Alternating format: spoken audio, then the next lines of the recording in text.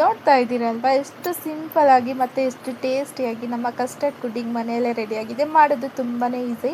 ಒಂದು 20 ನಿಮಿಷದಲ್ಲಿ ಮಾಡಿಬಿಡ್ಬೋದು. ಹಾಗೆ ಇದನ್ನು ಫ್ರಿಜ್ಜಲ್ಲಿಟ್ಟು ಇನ್ನೂ ತಣ್ಣಗೆ ತಿಂತಾ ಇದ್ರಂತೂ ಕೇಳಬೇಕಾ.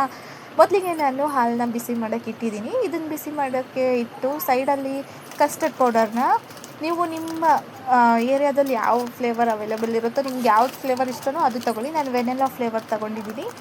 ಕಸ್ಟರ್ಡ್ ಪೌಡರ್ ಒಂದು 5 ಸ್ಪೂನಷ್ಟು ಕಸ್ಟರ್ಡ್ ಪೌಡರು. ಇದಕ್ಕೆ ಹಸಿ ಹಾಲನ್ನ ಹಾಕಿಬಿಟ್ಟು ಚೆನ್ನಾಗಿ ಮಿಕ್ಸ್ ಮಾಡಬೇಕು, ಲಮ್ಸ್ ಇಲ್ದಂಗೆ.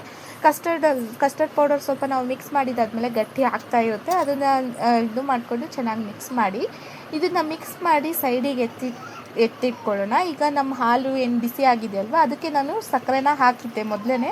ಬಟ್ ನನ್ನ ವೀಡಿಯೋ ಕ್ಯಾಪ್ಚರ್ ಮಾಡೋದನ್ನ ನಾನು ತಗೊಳ್ಳೋದನ್ನ ಮರ್ತುಬಿಟ್ಟೆ. ಈಗ ಕಸ್ಟರ್ಡ್ ಪೌಡರ್ನ ಹಾಕಿಬಿಟ್ಟು ಸಕ್ಕರೆ ನಿಮ್ಗೆ ಎಷ್ಟು ಬೇಕೋ ಅಷ್ಟು ಹಾಕ್ಕೊಳ್ಳಿ. ಹಾಕಿದಾದಮೇಲೆ ಇದಕ್ಕೆ ನಾವು ಕಸ್ಟರ್ಡ್ನಲ್ಲಿ ಮಿಕ್ಸ್ ಮಾಡಿದ್ವಲ್ಲ ಪೌಡರು, ಅದನ್ನು ಕೂಡ ಇದಕ್ಕೇ ಹಾಕಿಬಿಟ್ಟು ಒಂದು ಚೆನ್ನಾಗಿ ಇದು ಬಾಯ್ಲ್ ಆಗಬೇಕು. ಹಾಗೆ ಕೈ ಆಡಿಸ್ತಾನೆ ಇರಬೇಕು, ಕೈ ಬಿಡಬಾರ್ದು, ಯಾಕಂದರೆ ಫುಲ್ಲು ಕೆಳಗಡೆ ಗಟ್ಟಿ ತಳ ಹಿಡಿದ್ಬಿಡುತ್ತೆ. ಈಗ ಇದಕ್ಕೇ ಶಾವಿಗೆ ಇರ್ತಾವಲ್ವ, ಅದನ್ನು ಸ್ವಲ್ಪ ಹುರಿದ್ಬಿಟ್ಟು ಇದಕ್ಕೆ ಹಾಕ್ಕೊಳ್ಳಿ, ಅಂದರೆ ತುಪ್ಪದಲ್ಲಿ.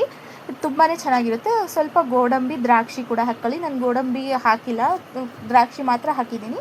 ದ್ರಾಕ್ಷಿ ಹಾಕಿದಾದಮೇಲೆ ಇದು ಸ್ವಲ್ಪ ತಿಕ್ಕಾಗಿ ಬರುತ್ತೆ ಅಲ್ಲೇ, ಅವಾಗ ಫ್ಲೇಮ್ನ ಆಫ್ ಮಾಡ್ಕೊಳ್ಬಿಟ್ಟು ಒಂದು ಬೌಲ್ ತೊಗೊಳ್ಳಿ. ಅದಕ್ಕೇ ಬ್ರೆಡ್ ಇಟ್ಬಿಟ್ಟು ಅದ್ರ ಮೇಲ್ಗಡೆ ನಾವೇನು ಕಸ್ಟರ್ಡ್ ಪೌಡರ್ ರೆಡಿ ಮಾಡಿದ್ವಲ್ಲ ಅದನ್ನು ರೌಂಡಾಗಿ ಹಾಕ್ಕೊಂಡಾದ್ಮೇಲೆ ಅದಕ್ಕೆ ಬನಾನಾ, ನೀವು ಫ್ರೂಟ್ಸ್ ಯಾವ್ದು ಬೇಕಾದರೂ ಹಾಕ್ಬೋದು. ನಾನು ಬನಾನಾ ಇತ್ತು ಮನೆಯಲ್ಲಿ, ಬನಾನಾ ಹಾಕ್ತಾಯಿದ್ದೀನಿ.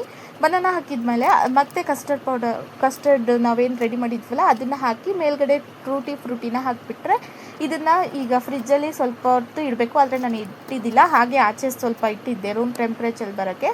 ಇನ್ನೊಂದು ಗ್ಲಾಸಿಗೆ ನಾವೇನು ಕಸ್ಟರ್ಡ್ ಪೌಡರ್ ಉಳಿದಿತ್ತಲ್ವ ಅದನ್ನು ಹಾಕಿಬಿಟ್ಟು ಅದಕ್ಕೆ ಜ್ಯೂಸನ್ನ ಒಂಥರ ಜ್ಯೂಸ್ ಥರ, ಕಸ್ಟರ್ಡ್ ಮಿಲ್ಕ್ ಶೇಕ್ ಥರ ಆಗುತ್ತೆ. ಬನಾನಾ ಮತ್ತು ಫ್ರೂಟಿ ಹಾಕ್ಕೊಂಡು ಈ ರೀತಿಯೂ ಕೂಡ ಮಕ್ಕಳು ಇಷ್ಟಪಡ್ತಾರೆ. ಹಾಗೆ ಈ ಪುಡ್ಡಿಂಗ್ ಕೂಡ ತುಂಬ ಇಷ್ಟಪಡ್ತಾರೆ. ಎರಡರಲ್ಲಿ ಯಾವ ಟೈಪಲ್ಲಾದರೂ ನೀವು ಮಾಡ್ಬೋದು.